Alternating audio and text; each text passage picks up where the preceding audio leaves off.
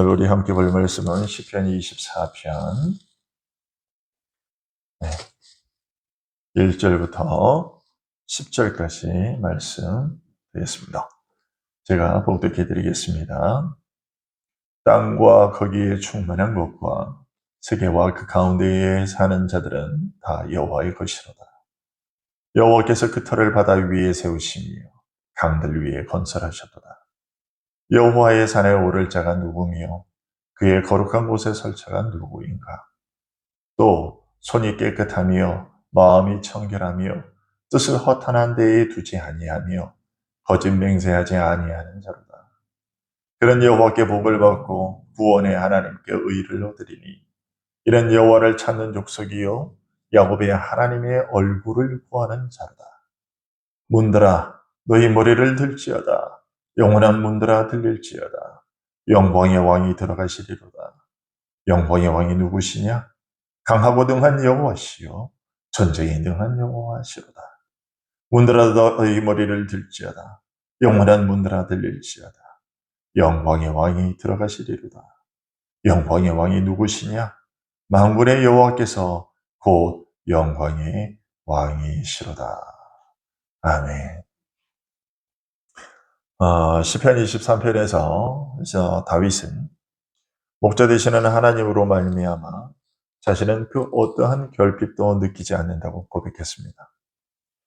양떼를 돌보는 목자가 자기 양에게 언제나 푸른 꼴을 먹이듯이 하나님께서는 자기 백성이 영육의 생명 유지를 위해서 필요한 모든 것들을 공급하시고 그의 영을 통해 언제나 목마르지 않도록 영적인 생수를 공급해 주시기 때문입니다. 뿐만 아니라 죽음과 같은 고난의 상황에서도 언제나 하나님께서 함께 하시면서 함께 하시고 또 원수들의 모든 공격들을 막아주시고 또 최종적으로 승리를 거두게 하셔서 그 원수들 앞에서 승리를 축하는 잔치상을 베풀어 주시기까지 하신다고 노래했습니다. 이처럼 여호와께서는 그의 선하심과 인자하심으로 그의 백성에 평생토록 함께 하시면서 함께 하시기 때문에 다윗은 자신은 오직 여호와의 집에서 그와 더불어 살 것이야 라고 고백을 했습니다. 오늘 본문인 시편 24편은요. 그러한 시편 23편의 결론 또는 23편의 해설서라고 할 수 있습니다. 다시 말해서 23편 6절의 삶이 자신에게 이루어지는 원인에 대한 추가적 설명이라고 할 수 있습니다. 6절에서 뭐라고 얘기했냐면 23편 6절에서 내 평생의 선하심과 인자하심이 반드시 나를 따르리니 내가 여호와의 집에 영원히 살리로다 라고 얘기를 했어요. 바로 여호와의 집에 영원히 살 것이라는 바로 그 사실에 대한 설명이라는 것입니다. 먼저 오늘 보면 1절과 2절에서 보게 되면 이렇게 얘기를 하고 있습니다. 땅과 거기에 충만한 것과 세계와 그 가운데에 사는 자들은 다 여호와의 것이로다. 여호와께서 그 터를 바다 위에 세우시며 강들 위에 건설하셨도다 라고 선포하고 있습니다. 하나님께서 천지를 창조하셨고 그러기에 이 세상 모든 만물은 다 여호와의 것이라는 말이죠. 하지만 이 선언은 단순히 그런 소유의 개념만을 말하는 것이 아닙니다. 그런 소유의 개념과 더불어서 하나님께서 모든 것을 창조하셨기에 그 모든 것의 주인이 되신다는 사실로부터 당연히 도출되는 또 하나의 사실을 말하고자 하는 거예요. 그것은 하나님에 의해 피조된 모든 것들은 당연히 그의 창조자를 경외하고 높여야 한다는 것입니다. 이런 사실에서 인간이라고 예외가 되지는 않죠. 오히려 인간이야말로 더욱 그런 삶을 살아야 합니다. 다른 존재들은 인격들이 없어서 자신들의 창조주를 그저 존재로서만 그 하나님의 영광을 드러낼 뿐이지만 인간은 그의 창조주의 형상을 닮은 존재로 지음을 받아서 자신의 존재로 뿐만 아니라 입으로 창조주의 영광을 소리 높여 노래하고 그의 삶의 모든 행동으로 하나님의 명령을 따라 행함으로 그를 높이도록 지음을 받았습니다. 인간은 그 일을 위해 지음받은 피조물입니다. 하지만 아담의 범죄로 말미암아 인간은 창조주 하나님의 존재 앞에 나아가서 그를 섬기는 축복을 상실하고 말았습니다. 여러분, 피조물이 자신의 창조주를 찬양하며 섬기는 것은요, 지극히 영광스럽고 복된 일입니다. 그런데 사탄은요, 이 복되고 영광스러운 일을 세상에서 가장 귀찮은 일이라고 우리를 속였습니다. 자신의 창조주를 섬기는 데서 벗어나 섬김을 받는 자가 되도록 유혹했습니다. 그런데 아담은 이 유혹에 빠져서 창조주 하나님의 존전 앞에서 찬양하며 섬기는 그 영광스러운 복을 잃어버렸습니다. 왜냐하면 그 영광스러운 지위를 누리기 위해 요구되는 자격에 더 이상 부합하지 못했기 때문입니다. 그러면 하나님의 존전 앞에서 하나님을 찬양하며 섬기는 그 영광스러운 지위를 누릴 수 있는 그 자격은 무엇인가? 3절과 4절은 이렇게 알려주고 있습니다. 오늘 본문 3절, 4절 보실까요? 3절, 4절 보시면 같이 함께 읽을까요? 시작. 여호와의 산에 오를 자가 누구며 그의 거룩한 곳에 설 자가 누구인가? 곧 손이 깨끗하며 마음이 청결하며 뜻을 허탄한 데에 두지 아니하며 거짓 맹세하지 아니하는 자로다 라고 얘기하고 있습니다. 한마디로 쉽게 설명하면 죄가 없는 자라는 겁니다. 이처럼 죄가 없는 자라야만 5절의 지위를 얻습니다. 5절 보면 그는 여호와께 복을 받고 구원의 하나님께 의를 얻으리니 라고 얘기를 하고 있어요. 의롭다 여김을 받는다는 것입니다. 이처럼 의로운 자는 어떤 자인가 하면 6절에서 말하는 자입니다. 6절 또 보시면 이는 여호와를 찾는 족속이요 야곱의 하나님의 얼굴을 구하는 자로다 라고 되어 있어요. 그런데요 여러분, 스스로 하나님을 찾는 자가 있습니까? 시편 14편 이렇게 우리에게 알려주고 있지 않습니까? 시편 14편 한번 볼까요? 시편 14편 한번 보시죠. 이건 우리가 전에 보았던 건데 시편 14편 보면 자, 한번 14편 1절부터 3절까지 또 한번 읽어볼까요? 시작. 어리석은 자는 그의 마음에 이르기를 하나님이 없다 하는도다. 그들은 부패하고 그 행실이 가증하니 선을 행하는 자가 없도다.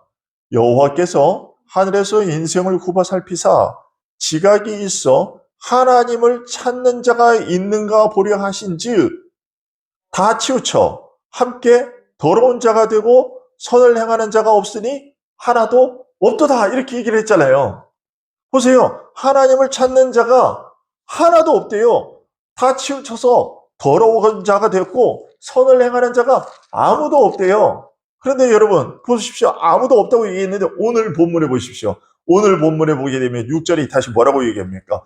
여호와를 찾는 족속, 야곱의 하나님의 얼굴을 구하는 자라고 얘기를 하고 있어요. 아니 이런 자가 아무도 없다고 얘기했잖아요. 14편에서 스스로 이렇게 하나님을 찾는 자, 하나님의 얼굴을 구하는 자는 이 세상에 그 어느 누구도 없다는 것입니다. 그렇다면 3절의 질문에 대한 답은 무엇일까요? 여러분 3절 다시 한번 볼까요? 오늘 본문은 3절에 뭐라고 얘기하고 있습니까? 여호와의 산에 오를 자가 누구며 그의 거룩한 곳에 설 자가 누구인가? 하나님의 앞에서 그 하나님 앞에 설 수 있는 자가 누구냐라는 거예요. 아무도 없지요. 하나님을 찾는 자가 없는데 누가 하나님 앞에 설 것입니까? 그 어느 누구도 여호와께서 계신 곳에 설 수 없고요. 그의 앞에 나아갈 수 없어요. 창조주 하나님의 존전 앞에서 그의 얼굴을 뵙고 그와 교제하며 그를 찬양하고 섬기는 복된 삶을 살 수 있는 자는요. 아무도 없어요. 여기서 말하는 여호와의 산, 이게 가깝게는 1차적으로는 뭐 성전을 이야기하는 것이지만 더 깊게는 어떤 것을 의미하는 것입니까? 하나님 나라, 하나님의 보좌, 하나님의 존재, 하나님의 나라에 그곳에 설 수 있는 자가, 그곳에 들어갈 수 있는 자가 누구냐는 거야. 아무도 없어요. 자, 그런데요. 그 길이 열린 것입니다. 열렸습니다.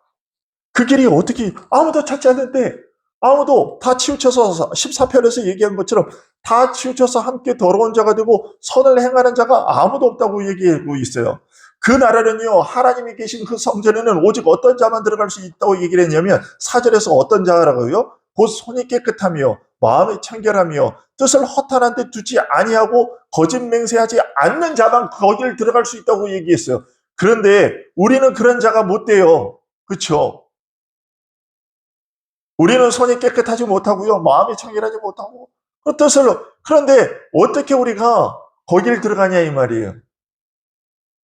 7절, 8절이 그것을 알려주고 있어요. 7절, 8절 함께 읽겠습니다. 시작. 문들아 너희 머리를 들지어다. 영원한 문들아 들릴지어다. 영광의 왕이 들어가시리로다. 영광의 왕이 누구시냐? 강하고 능한 여호와시요 전쟁에 능한 여호와시로다. 라고 얘기해요. 자, 여기 보면요. 이게 무슨 그런 답인가 싶은데, 여러분 잘 보십시오. 자, 문들을 향해서 머리를 들라고 외치고 있죠. 왜요? 영광의 왕이 들어가시기 때문이라고 말합니다. 이것은 시적인 표현이에요. 비유적인 표현이죠. 자, 문이 작으면 어떨까요? 문이 작으면 큰 자가 들어가기가 불편하죠. 큰 자가 문이 작으면 어떻게 해야 됩니까? 머리를 숙이고 굽히고 이렇게 들어가야 되잖아요. 그런데 전쟁에서 예, 전쟁에서 승리하고 개설하는 왕이 성의 문이 작아서 머리를 숙이고 허리를 굽히고 들어간다? 여러분 그런 모습을 상상해 보십시오. 저 전혀 어울리지 않는 모습이죠.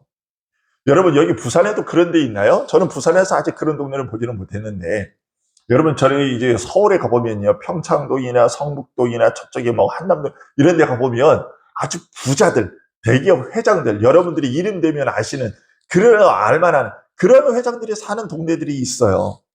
근데 제가 그런 동네를 가본 적이 있거든요 서울에서. 그래서 가본 적이 있는데 그런데 가보면요 그런 동네는요 담장들이요 보통 여기 여러분들이 보실 수 있는 담장의 높이보다요 2배, 3배예요. 문들이요 어마어마하게 커요. 담장이 높으니까 문도 클 수밖에 없어요. 권세와 문의 크기는요 비례합니다. 바로 그런 겁니다. 지금 승리를 거둔 왕이요 그의 성으로 들어가고 있습니다. 이 왕은 어떤 왕이냐? 죽음을 정복하는 왕이에요. 인류를 사망의 저주 사망의 저주 가운데 몰아넣은 사탄을 정복한 그런 왕이십니다. 이처럼 크고 위대한 왕이 승리를 거두시고 이제 그의 성으로 그의 왕궁으로 들어가십니다. 그런 이제 머리나 허리를 숙이지 않아도 되는 크고 위대한 왕이십니다. 따라서 모든 분들은 그분이 머리를 숙이지 않도록 높여야 되는 거예요. 그 크신 분이 들어가니까 그 크신 분의 권위에 맞게끔 그분이 들어가시는 문들도 그렇게 커야 되는 거예요. 이 영광의 왕이 누구시냐? 고린도전서 2장 8절을 통해서 우리가 알 수 있죠. 이 지혜는 이 세대의 통치자들이 한 사람도 알지 못하였느니 만일 알았더라면 영광의 주를 십자가에 못 박지 아니하였으리라 라고 얘기를 하고 있어요. 누구십니까? 예수 그리스도입니다. 우리는 이 영광의 왕이신 예수 그리스도로 인하여 여호와의 산, 거룩한 곳에 들어가서 잃어버렸던 창조주 하나님을 섬기는 복을 다시 누리게 됐습니다. 23편 6절에서 여호와의 선하심과 인자하심이 반드시 나를 따르기 때문에 내가 여호와의 집에 영원히 살 것이다 라고 했던 것이 바로 이것을 가리키는 것입니다. 죄로 말미암아 결코 살 수 없었던 여호와의 집에 살 수 있게 된 것은 여호와의 선하심과 인자하심 때문이지 나의 어떤 행위나 공로로 말미암은 것이 아니라는 것입니다. 그러면 나를 영원토록 여호와의 집에 살게 하시는 그 여호와의 선하심과 인자하심은 어떤 것이냐라고 했을 때 그것이 바로 오늘 본문 24편에서 말하고 있는 전쟁에 능하신 분, 곧 사탄과의 전쟁에서, 죽음과의 전쟁에서 승리하신 분이신 예수 그리스도의 승리를 손이 깨끗하지 못했던 우리, 마음이 청결하지 못했던 우리, 뜻을 허탄한 데 두었던 우리, 거짓 맹세했던 우리의 것으로 간주해 주시는 그 선하심과 인자하심이에요.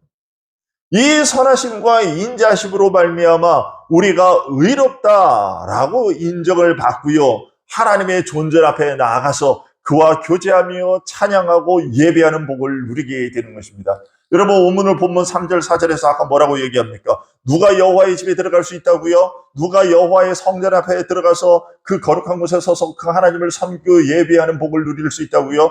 4절에서 손이 깨끗하고 마음이 청결하고 뜻을 허탄한 데 두지 아니하고 거짓 맹세하지 않는 자라고 얘기를 했어요. 그런데 우리는 그런 자가 되지 못한다고 그랬어요. 그런데 그런 우리가 어떻게 여호와의 집에 서서 영원히 사냐고요. 23편 6절에서 내가 여호와의 집에 영원히 살리로다 여기인데, 우리가 아무도 하나님을 찾지 않고 모두 다 치우쳐서 하나같이 악을 범하는 그런 자들인데, 그런 우리들이 어떻게 여호와의 집에 사냐고요.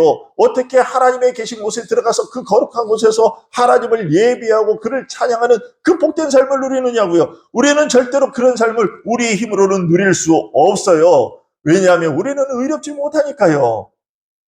4절에서 얘기하는 것처럼 그런 삶을 살아야만이 5절에서 얘기하는 하나님께 의롭다라는 그런 칭함을 받고, 그래야 하나님께 들어가서 하나님을 섬기는 그런 복을 누리게 되는데, 우리는 4절같이 살지 못하니 5절같이 의롭다는 얘기가 선언도 받지 못하고, 그러니 하나님을 못 섬기는데, 그런데 영광의 왕이신 모든 사탄을 죽음의 왕인 그 사탄을 물리치고 승리하신 예수 그리스도, 그분의 승리를 우리에게 넘겨주시는, 우리의 것으로 여겨주시는 그 하나님의 선하심과 인자하심이 우리에게 미치기 때문에, 그래서 우리는 전혀 그렇지 못한 자였는데, 우리가 마치 어떤 자가 됐냐면 손이 깨끗한 자가 되었고, 마음이 청결한 자가 되었고, 뜻을 허탄한 데 두지 않는 자가 되었고, 마치 거짓 맹세하지 않은 것처럼, 한 번도 그런 일이 없는 하지 않은 자인 것처럼 그렇게 된 것이요. 그래서 5절에서 여호와께 의롭다 하심을 얻고, 그래서 하나님의 존재 앞에 나아가서 그분을 찬양하고 섬기는 그런 삶을 살게 된 거예요. 그래서 내가 여호와의 집에 영원히 살리로다 하는 이 복이 우리에게 있게 된 것이죠. 여러분, 우리가 바로 이러한 복을 누리고 사는 것입니다. 세상은요, 앞에서 말씀드렸다시피 세상은요, 하나님을 섬기는 것이 얼마나 복되고 아름다운 일인지, 우리 인간이 누릴 수 있는 최고의 복은요, 하나님을 섬기는 거예요. 하나님을 섬기고 하나님을 찬양하고 하나님을 예배하는 것이 우리 인간이 누릴 수 있는 최고의 복이에요. 그런데 그 최고의 복인데요, 그 최고의 복을 우리가 죄를 타락해서 그것이 복인 줄 모르고 살아요. 그러나 성경은 그걸 최고의 복이라고 여기고 있고, 여러분 보십시오. 내가 여호와의 집에 영원히 살리로다. 여러분 이 시편을 읽을 때마다 여러분 기분이 좋았잖아요. 마음이 좋았잖아요. 왜 좋으셨어요? 하나님 앞에 나아가는 삶이 최고의 복된 삶이기 때문에, 하나님과 교제하는 삶이 최고로 복된 것이기 때문에, 그래서 이런 말씀을 읽을 때 우리가 기분이 좋고 즐거웠던 건 아닙니까? 그런데 그 모든 것들이요, 그 최고의 복을 하나님께서 우리에게 주셨다는 거예요. 어떻게 해요?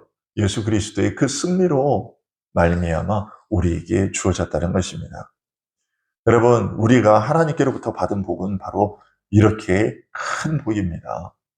여러분, 이런 복들이 우리에게 임했다는 사실, 우리가 이런 복을 누리고 있다는 사실, 그것을 기억하시고, 여러분 이 땅에서 힘들고 어렵고 조금 버겁고 이런 삶을 사시더라도 결국 그거에 우리에게 임한 복이 어떤 복인지 이런 것들을 기억하시고, 여러 버거운 삶이지만 이 버거운 삶을 이런 우리가 누린 복을 기억하심으로써 그것을 좀 더 참고 인내함으로, 그리고 그 영광의 실제, 지금은 우리가 부분적으로만 알고 그것을 다 누리고 이제 부분적으로만 누리지만, 그러나 앞으로는 이것을 완전하게 알고 완전하게 누리는 그러한 때가 분명히 올 것입니다.